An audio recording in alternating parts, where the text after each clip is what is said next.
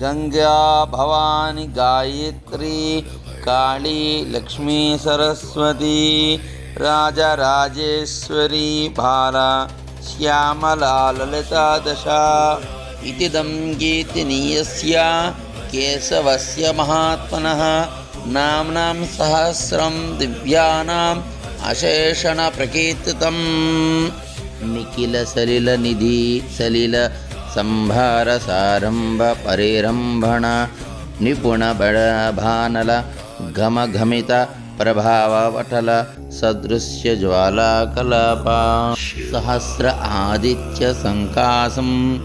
सहस्रवदनं प्रभुं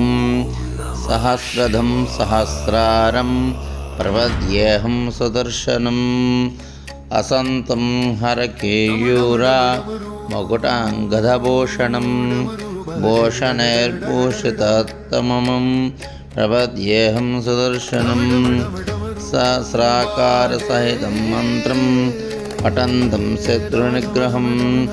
सर्वरोगप्रशमनं प्रपद्येऽहं सुदर्शनं रणत्किणिकाले जालेन रक्षण संग्रमहर्पदं व्याप्तिकं केशं विरूपाक्षं प्रपद्येऽहं सुदर्शनं हुंकारभैरवं भीमं प्रणतात्यहरं प्रभं सर्वपापप्रशमनं प्रपद्येऽहं सुदर्शनं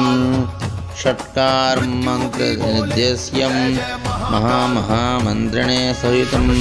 अनादि इन्दुर्मुच्चार्य वर्णादि तदनन्तरं अनुस्वार परदरः अर्धेन्द्रं दधाधारणित्यमरेरुद्धम् ओं स्वामिये शरणमय्यप्प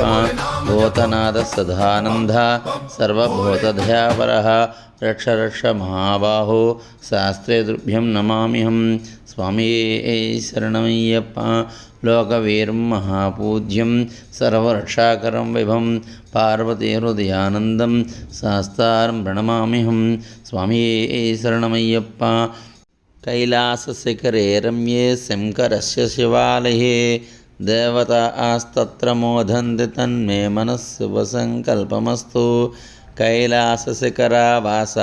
हिमवद्गिरिकन्यका नीलकण्ठं त्रिनेत्रं च तन्मे मनस्सुभसङ्कल्पमस्तु चतुरो वेदनदीत सर्वशास्त्रमयं विदुः